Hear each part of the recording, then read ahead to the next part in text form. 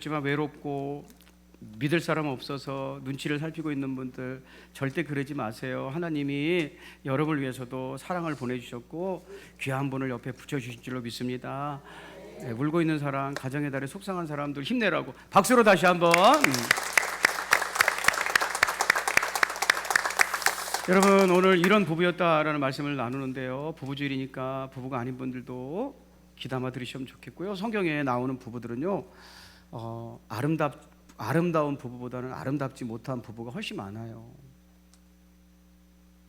네, 좋은 부부보다는 안 좋은 부부들이 더 많았다는 거예요. 그만큼 부부 생활이 쉽지 않았다는 거거든요.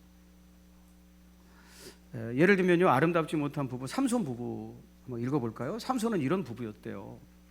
다시 한번 읽어보시죠. 시작. 삼손의 친구였던 그의 친구에게 준바되었더라. 삼손이 처가댁 식구들을 많이 죽였어요. 인척들을 죽이게 되었고 척을 지게 되었고, 삼손의 장인이 삼손의 친구였던 사람에게 잘못된 만남이죠. 친구인 줄 알고 만났는데 그 사람에게 줬다는 거예요. 강제 이혼을 시켜가지고 이런 가정도 있었습니다. 비극적으로 끝났죠. 아내가 다른 남자와 결혼하게 되었죠. 또 이런 부부도 있었어요. 이런 부부, 무시무시한 아내. 여러분, 욥이라는 사람이 엄청 힘든 시간을 보내고 있는데요, 머리부터 발끝까지 안 아픈 데가 없어요. 이만큼 죽고 싶어서 하나님께 탄원하고 그렇게 고통스러워하는데 아내가 이런 얘기를 했대요. 힘든 시간 좀 같이 보내줘야 되는 거 아니에요? 근데 이렇게 얘기했대요. 같이 한번 읽어보시죠. 시작.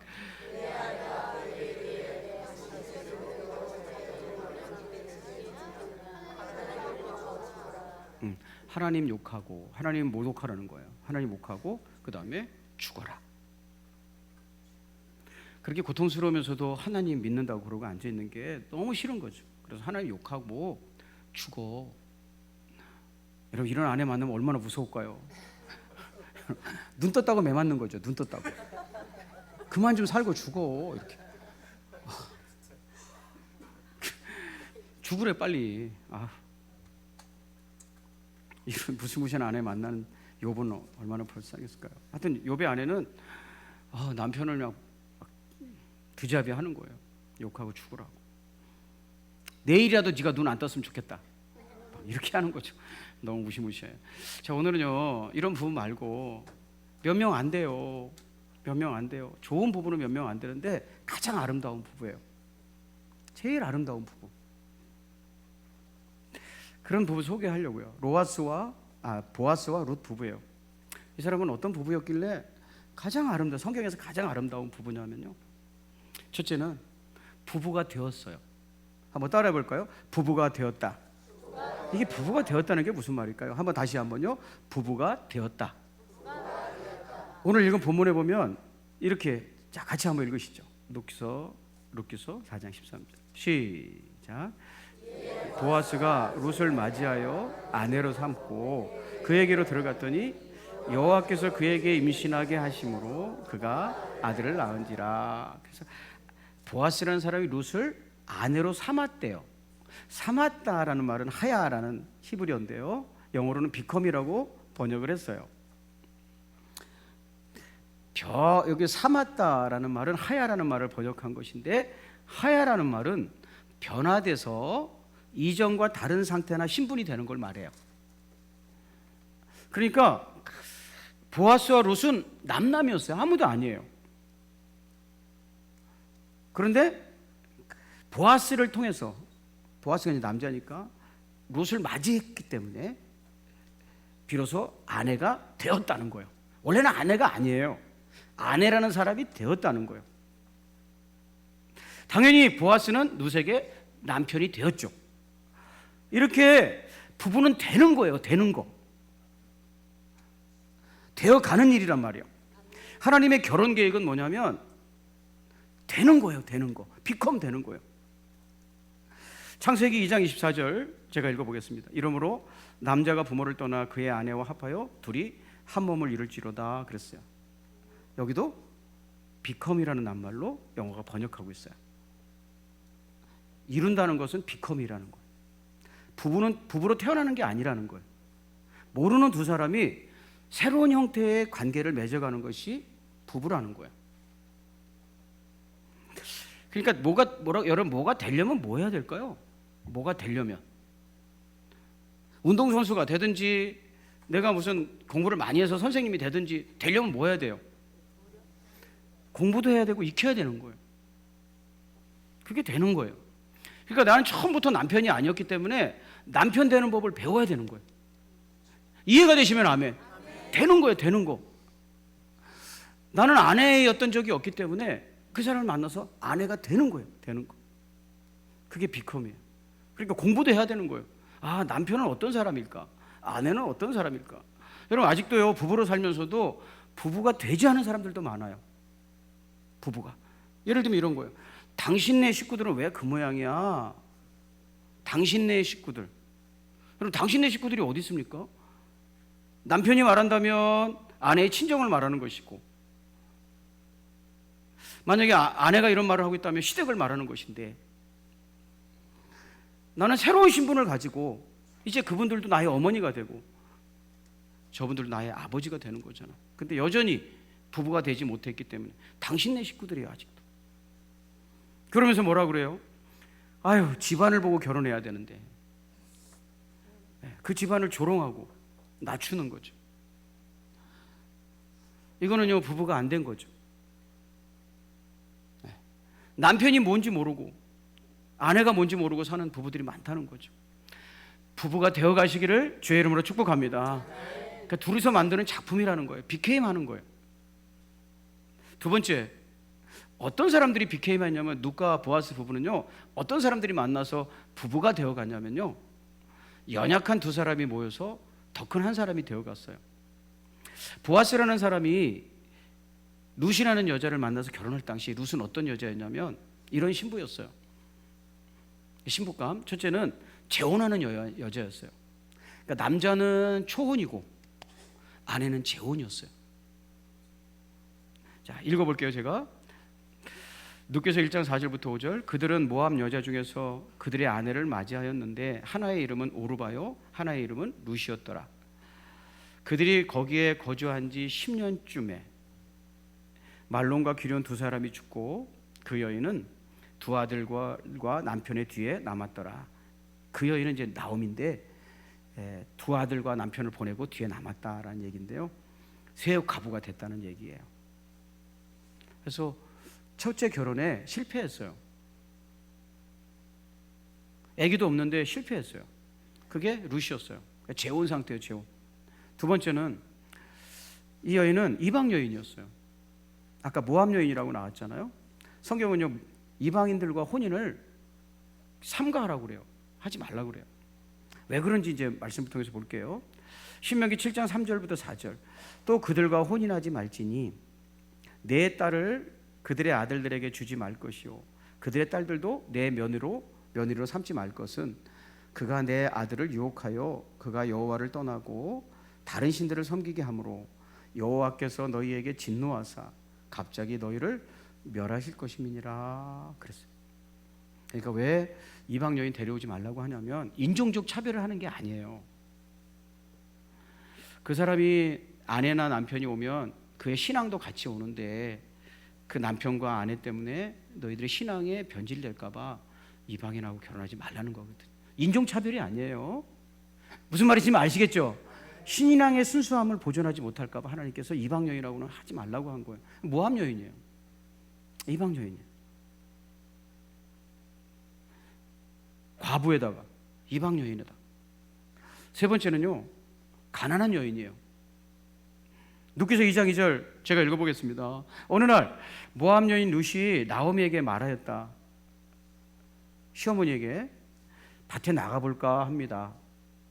혹시 나에게 잘 대하여 주는 사람을 만나면 그를 따라다니면서 떨어진 이삭을 주울까 합니다. 먹고 살 길이 없으니까 이삭이라도 죽겠다는 거. 나오미가 룻에게 대답하였다. 그래, 나가봐라. 이삭 죽기는요, 이스라엘에서 가난한 사람들을 위한 일종의 사회복지 제도예요. 가난한 사람도 먹고 살아야 되니까 그거 떨어진 거는 이삭을 베다가 땅에 떨어지는 건 못 죽게 했어요. 그래서 그거 주워 먹고 살았어요. 가장 가난한 사람들이 하는 일이에요. 그러니까 가난하지, 이방 여인이지, 초혼도 아니고 재혼이지. 그래서 목사님, 그래도 얼굴은 이쁘지 않았을까요?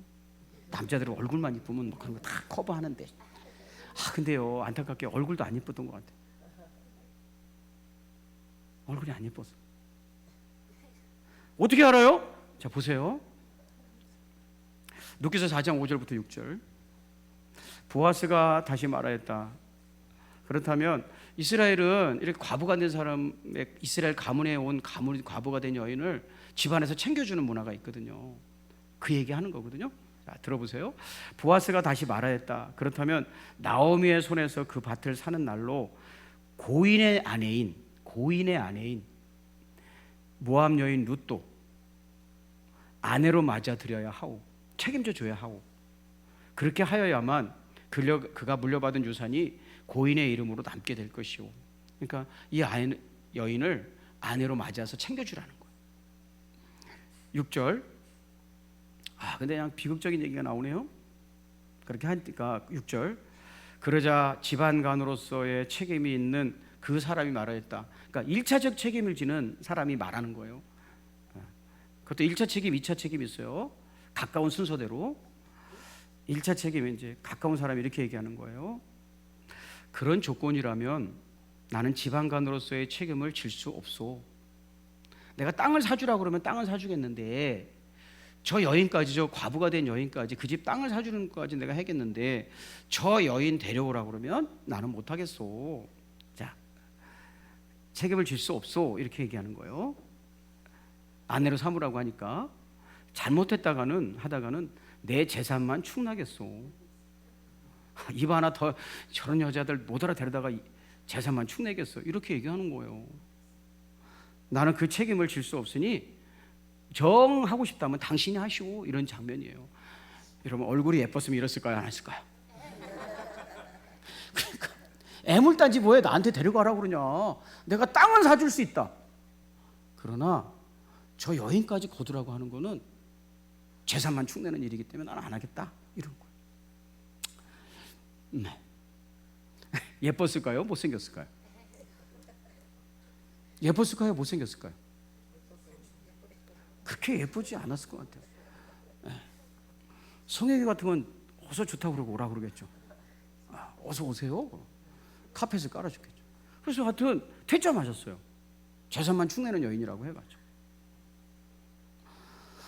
그러니까 얼굴도 별로였던 것 같고, 이방 여인에다가 한번 결혼을 실패하기도 하고, 가난한 여자, 재산만 축낸다고 안 데려오는 거예요. 이런 사람이 지금 만나서 결혼하는 얘기거든요. 되게 연약한 여인이에요. 가엾은 여인이에요. 어떻게 사람 앞에다 두고 이렇게 얘기할 수 있겠어요? 재산만 축내는. 보아스는 또 어떤 사람이었냐? 보아스는 그러냐, 일단 아주 부자예요. 룻기서 2장 1절. 나오미에게는 남편 쪽으로 친족이 한 사람이 있었다. 그는 엘리멜렉과 집안 사람으로서 재력이 있는 사람이었다. 그의 이름은 보아스다. 여러분, 이렇게 재력이 있는데 이 재력이 있는 보아스가 결혼을 못하고 있어요. 나이 많을 때까지. 목사님, 어디 나이 많은 걸 어떻게 알 수 있어요? 여러분, 부자는요, 그 당시에 결혼하기가 어렵지 않았어요. 근데 노총각이 될 때까지 결혼을 못하고 있었어요. 초혼이라고 아까 그랬죠. 결혼을 못했어요. 나이 많은 건 어떻게 알아요? 룻기서 2장 5절 읽어볼까요? 자, 알 수 있어요. 다시 한번 크게 읽어보시죠. 시작. 보아스랑 룻이라는 여인과 이제 나중에 결혼하게 됐지만요, 처음 만나는 장면이 딸이라고 불러요. 딸이라는 말은요, 비티라는 히브리어예요. 비티인데요, 비티라고 부르는 관습은, 여러분, 제주도에 가면 나이든 남자 어른한테 삼촌이라고 부르잖아요. 아무나 삼촌. 그런 것처럼 나이 차이가 많이 나는 여성에게는 딸이라고 불렀다는 거, 비티라고 불렀다는 거. 나이 차이가 난다는 거예요, 안 난다는 거예요? 많이 난다는 거예요. 룻기서 1장 11절에 보면 나오미도 그 며느리를 딸이라고 불러요. 나이 차이가 많이 나니까 당연히 딸이기도 하고, 나오미가 이르되 내 딸들아 돌아가라. 며느리라고 그러지 않고 딸이라고 하는 건 나이 차이가 많이 날 때 부르는 호칭이다 이 말이에요. 보아스는 아주 부자인데 아주 나이가 많을 때까지 그 신부가 나중에 신부감이 되는 룻이 딸처럼 보일 정도로 나이 차이가 많을 때까지 결혼을 못했다는 거예요. 그럼 룻이라는 여자는 10년 정도 결혼 생활하다가 혼자 됐거든요. 그러니까 룻도 나이가 이따에 있는데 그런 여성을 딸이라고 부를 정도로 보아스는 나이가 많았어요. 여러분 왜 결혼 못했을까요? 돈도 그렇게 많은데. 뭔가 문제 있는 남자였다는 거죠. 동네에서 무슨 나쁜 소문이 있든지 하여튼 뭐가 문제가 있으니까 못한 거예요. 이렇게 부족하고 흠이 많은 두 사람이 만나가지고 좋은 가정을 만드는 거예요. 그게 결혼이에요. 실패자와 뭔가 문제가 있는 두 사람이 만나가지고 새로운 세상을 만들어 놓는 거예요. 이게 부부였다는 거예요. 여러분도 그런 부부가 되시기를 주의 이름으로 축복합니다. 완성된 두 사람이 만나는 게 아니라 아주 연약하고 부서지고 깨진 두 사람이 만나서 근사한 새 사람이 되는 거예요. 그 배우자 때문에. 그게 결혼이에요. 그러니까 여러분의 아내나 남편은 남편과 아내의 작품이라는 거죠. 그러니까 그 연약함을 꾸짖고 혼낼 게 아니라는 거죠. 원래 그런 사람이 만나서 근사한 새 사람이 되어가는 것, 그게 결혼이라는 거죠. 여러분의 남편이 스타일이 안 나오면 누구 책임이에요? 누구 책임? 그 스타일을 그대로 방치한 아내의 책임인 거죠. 네. 남편이 말을 안 들어요. 고집은 더럽겠어요, 그냥. 그래도 그러면 안 돼요. 여러분, 연약한 두 사람이 큰 한 사람이 되어가는 건 그게 부부의 길인 줄로 믿습니다. 그 연약함을 내가 감당하는 거지 그걸 공박하고 흉보고 공격하면 안 되는 거예요. 그게 부부의 시작이에요. 세 번째는요, 이건 좀 따라해 볼까요? 힘주어 강조합니다. 순결한 부부였다. 순결한 부부였다. 하나님의 자녀들은요, 세 가지 순결을 가지고 살아야 돼요. 첫째는 혼전 순결이에요.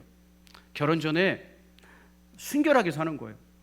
신명기 14장 1절, 사람이 아내를 맞이하여 데려온 후에 일단 결혼을 했는데 그에게 수치되는 일이 있음을 발견하고 그를 기뻐하지 아니하면, 혼전 순결하지 않으면 이혼 증서를 써줄 수 있다는 거예요. 이혼해도 괜찮다는 거예요. 이건 뭐예요? 이혼하라는 게 아니라 순결하게 살으라는 거예요. 결혼 전에. 혼전 순결. 두 번째, 혼인 순결이에요. 혼인 순결. 13장 4절 같이 한번 읽어보겠습니다. 시작. 결혼을 귀히 여기고 침소를 더럽히지 않게 하라. 음행하는 자들과 간음하는 자들을 하나님이 심판하시리라. 간음죄가 폐지됐어도 하나님의 백성들은 그런 것과 상관없이 내 아내와 남편과의 결혼관계만 귀하게 여기는 거예요. 혼인의 순결. 세 번째, 세 가지 순결. 혼전 순결, 혼인 순결. 세 번째, 마음의 순결. 일편단심. 마태복음 5장 28절, 나는 너희에게 이르노니 음욕을 품고 여자를 보는 자마다 마음에 이미 간음하였느니라. 네가 직접 그런 행동을 하지 않았지만 마음속으로 다른 여자를 품었다면 그것은 간음이다. 네 마음도, 네 아내도, 네 생각도 아내에 대해서 순결해야 된다.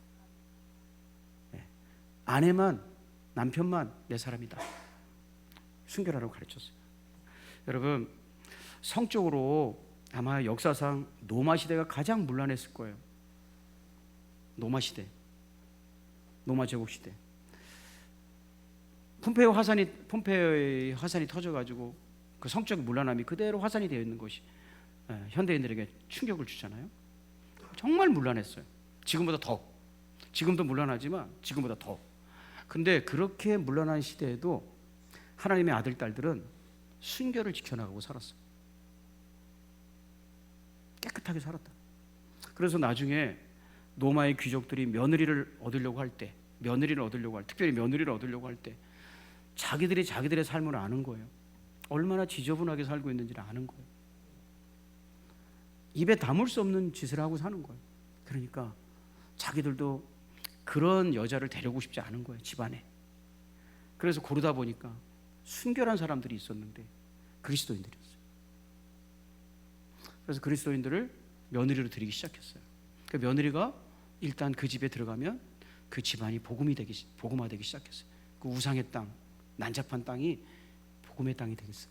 그래서 어느 날 기독교를 공인하고 보니까 로마의 귀족들이 다 예수를 믿고 있었어요. 여러분,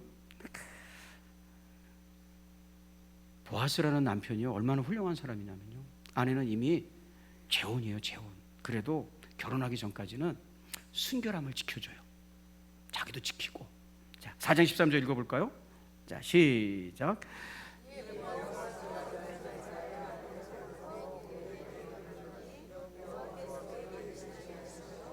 그가 아들을 낳은지라. 그에게 들어갔다는 말이 동침하였다는 말이에요. 보아스는 룻의 그의 아내가 되었을 때 비로소 동침하였다는 말이에요. 그전에는 하나님의 말씀대로 순결함을 가지고 대했다는 거죠.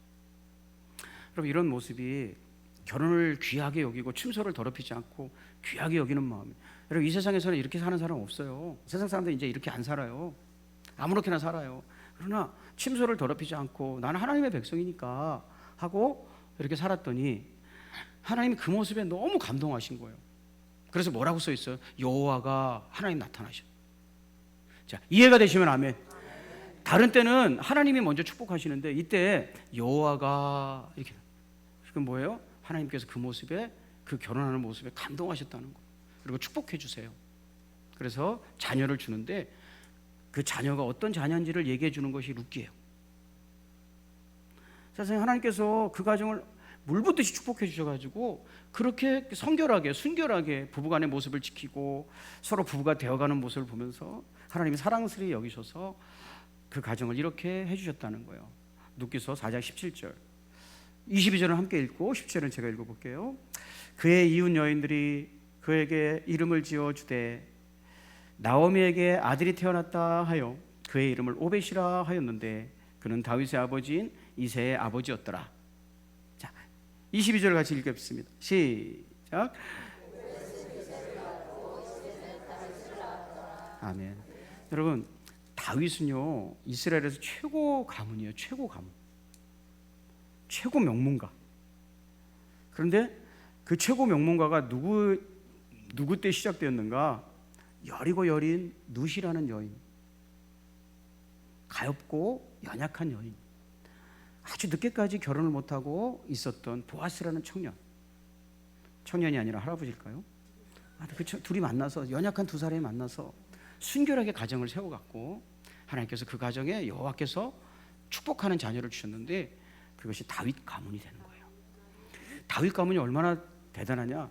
아브라함과 다윗의 후손이에요. 우리 이스라엘 민족은 아브라함과 다윗의 후손이라는 거예요. 그래서 자, 마지막으로 별 한번 소개할게요. 이게 다윗의 별이라고 해요. 다윗의 별. 마겐 다빗. 가운데 있는 육각별이 다윗의 별이에요. 왜? 이거는 이스라엘의 국기에 왜 다윗의 별이 들어갔습니까? 가장 강력한 왕권을 가졌던 왕, 가장 위대했던 왕. 앞으로 우리나라는 이스라엘 사람들의 얘기예요. 앞으로 우리나라는 다윗의 후손으로 올 메시아가 와서 우리 이스라엘을 강한 나라로 만들 것이다라는 꿈을 여전히 꾸고 있어요. 제가 여러분과 말씀드리고 싶은 것은 다윗을 이스라엘을 상징하는 상징물이 다윗이었다는 거죠.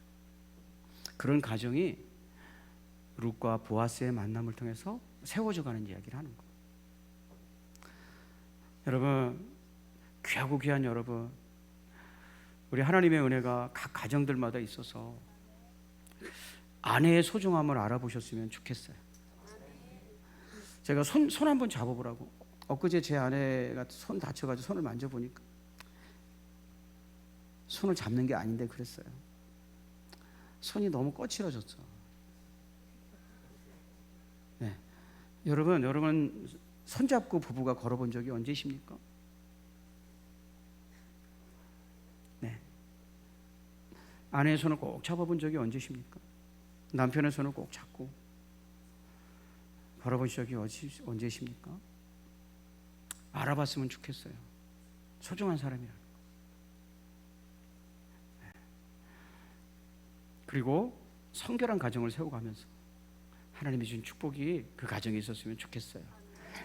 제가 이제 기도할 것인데 남편을 여의고 아내를 먼저 보내고 이제 혼자 되신 분들, 제가 오늘 부부주일이라 이 부부에 관한 설교를 했지만 우리 귀하게 먼저 혼자 되신 여러분에게도 하나님이 더 세심하고 각별한 은혜가 있어서 이런 좋은 사람들 옆에 알아보고 축복의 사람을 알아보고 좋은 인생들을 세워나가시기를, 부부는 가정을 세워가는 것이지만 하나님의 나라를 함께 세워가시기를 진심으로 축복합니다. 기도하겠습니다. 하나님 아버지, 부족하고 허점투성이이고 배우자로서는 여러 가지 문제점이 있지만 그런 룻과 보아스가 만나서 위대한 가문을 세우는 이야기를 우리가 하나님의 말씀을 통해서 함께 읽었습니다. 우리 부부들도 허점이 많고 부족하지만 함께 되어갈 수 있도록 은혜로 함께하여 주시옵소서. 그러니까 남편이 필요한 것이고, 그러니까 사랑하는 아내가 필요한 것임을 알게 하셔서 아내는 남편의 작품이 되고 남편은 아내의 작품이 될 수 있도록 은혜로 붙잡아 주시옵소서. 특별히 우리 성도님들 중에 이제 연세를 들어가면서 남편을 먼저 보내셨거나 아내를 먼저 보내셔 혼자 되신 분들에게 위로해 주시고, 꼭 이제 꼭 부부가 아니라도 주시는, 사람을 통해 주시는 하나님의 사랑과 은혜가 풍성할 수 있도록 붙잡아 주시고, 아직 결혼을 하지 않은 분들은 연약한 사람들이 만나서 큰 사람이 되는 꿈을 꾸고 성결한 가정을 세우는 꿈을 꾸며 좋은 배우자를 만나는 은혜가 있게 하여 주시옵소서. 우리를 모든 죄악에서 건져주신 예수님의 이름으로 감사하며 기도하옵나이다. 아멘. 여러분